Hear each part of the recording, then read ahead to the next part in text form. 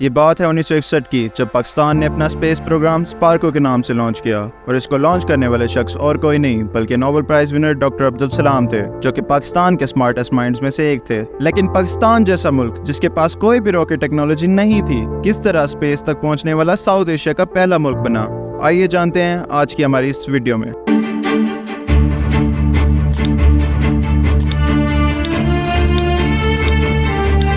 The story of the Fantastic Five comes alive in Rahbar 1, Pakistan's journey into space. World war II के बाद दो मुल्क Soviet union और America एक super power के तौर पर उभरते हैं और यही वो टाइम था जब कोल्ड वार का आगाज हुआ। लेकिन ये वार कोई कन्वेंशनल वार नहीं थी जिसमें वेपन्स का इस्तेमाल हो, बल्कि ये जंग थी स्पेस की कि कौन सा मुल्क स्पेस में पहले कदम रखेगा, जिसकी वजह से हमें एक स्पेस रेस देखने को मिलती है। 1955 में अमेरिका अनाउंस करता है कि वो अपनी एक आर्टिफिशियल सैटेलाइट स्पेस में लॉन्च करेंगे। इस अनाउंसमेंट के कुछ ही अर्सा बाद सोवियत यूनियन भी अपनी एक आर्टिफिशियल सैटेलाइट को स्पेस में भेजने की अनाउंसमेंट कर देता है। अक्टूबर 1957, करीब 2 साल बाद, सोवियत यूनियन अपनी एक आर्टिफिशियल सैटेलाइट स्पुतनिक 1 को लॉन्च कर देता है। So the kind of rockets which have taken Sputnik up could also carry nuclear weapons in space. The first rocket is then dropped, its fuel exhausted. The second rocket ignites and takes over. We are headed down. और इसके साथ ही space में पहुंचने वाला दुनिया का पहला मुल्क बन जाता है। और इसके 1 महीने बाद ही स्पुतनिक 2 को लॉन्च किया गया, जिसमें पहली बार एक लिविंग क्रीचर को स्पेस के ऑर्बिट में कामयाबी से भेजा गया। और इसी तरह स्पेस रेस में भी अमेरिका से बहुत आगे निकल जाता है। 1958 अमेरिका भी स्पेस रेस में एंट्री मारता है और अपनी पहली आर्टिफिशियल सैटेलाइट को लॉन्च करता है, जिसका नाम था explorer 1। 3, 2, 1, fire command.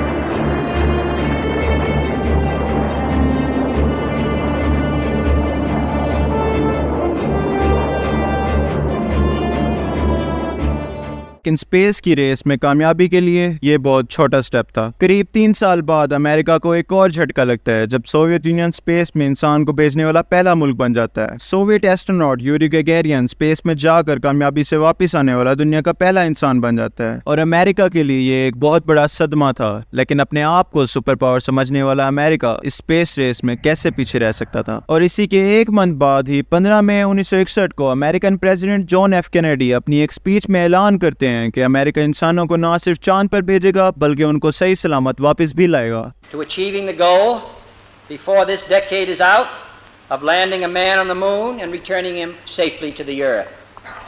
No single space project in this period जो कि अमेरिकन स्पेस एजेंसी नासा के लिए एक बहुत बड़ा चैलेंज था, क्योंकि उस पॉइंट ऑफ टाइम पर यह सोचना भी नामुमकिन लगता था कि कोई इंसान चांद पर जा सकता है। लेकिन अमेरिकन प्रेसिडेंट की इस बात ने दुनिया को हैरान करके रख दिया, क्योंकि उस टाइम स्पेस में जाना ही इतना कॉम्प्लिकेटेड था, कोई चांद पे जाने का सोच भी नहीं सकता था। चांद के इस मिशन को कंडक्ट करने के लिए नासा अपना एक अपोलो प्रोग्राम सेट करता है, जिसकी कॉस्ट उस वक्त के $28 बिलियन थे, जो कि अगर आज की इन्फ्लेशन से एडजस्ट करें तो $288 बिलियन बनते हैं। लेकिन इस मून मिशन को कंडक्ट करने के लिए नासा को इंडियन ओशन के अपर एटमॉस्फेयर से रिलेटेड कुछ इन्फॉर्मेशन चाहिए होती है, और यही वो वक्त था जब पाकिस्तान की स्पेस रेस में एंट्री होती है।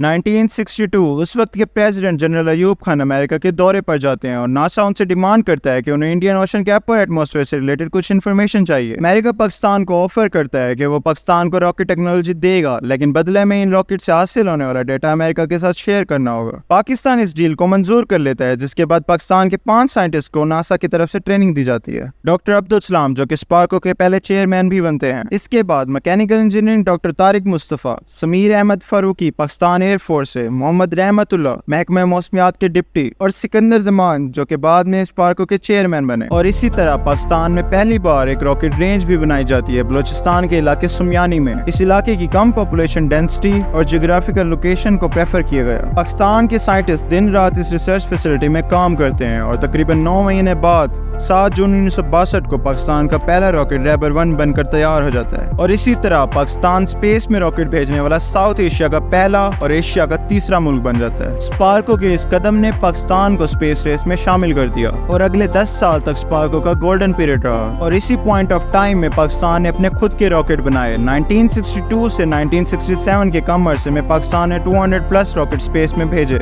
जिससे टेक्नोलॉजी में एडवांसमेंट आई, मिसाइल टेक्नोलॉजी इंप्रूव हुई और वेदर पैटर्न के रिलेटेड डेटा भी लिया गया। इस पॉइंट ऑफ टाइम तक पाकिस्तान स्पेस रेस में बहुत तेजी से ग्रो कर रहा था। लेकिन फिर वही हुआ जिसका डर था। एक ऐसा मुल्क जो खुद अपने रॉकेट्स लॉन्च कर रहा था, आज सैटेलाइट्स तक लॉन्च करने के लिए फॉरेन कंट्रीज लाइक चाइना पर डिपेंडेंट है। जबकि इंडियन स्पेस एजेंसी इसरो, जो कि 1969 को स्पार्को से ऑलमोस्ट 8 साल बाद बनाई गई, आज अपने मिशन मून और मार्स पर भेज रही है। और तो और इसरो का नाम टॉप 5 स्पेस एजेंसीज में आता है, जबकि स्पार्को का नाम टॉप 50 में भी नहीं आता। दरअसल इस हार्ट ब्रेकिंग स्टोरी की शुरुआत होती है 1970 से, जब स्पार्को का डाउनफॉल शुरू होता है पॉलिटिकल इंटरफेरेंस से। 1971 में जुल्फकार अली भुट्टो ने स्पार्को की एडमिनिस्ट्रेशन आर्मी के अंडर कर दी, जिसकी वजह से स्पार्को के फंड्स में कमी देखने को मिलती है। और मुल्क में 1971 की जंग होती है, जिसकी वजह से हमारे लीडर्स का फोकस स्पेस की बजाय मिलिट्री की तरफ चला जाता है। और अभी इस वॉर से फ्री हुए ही थे कि हमारे लीडर्स का फोकस न्यूक्लियर प्रोग्राम की तरफ चला गया। स्पार्को का पूरे साल का बजट $36 मिलियन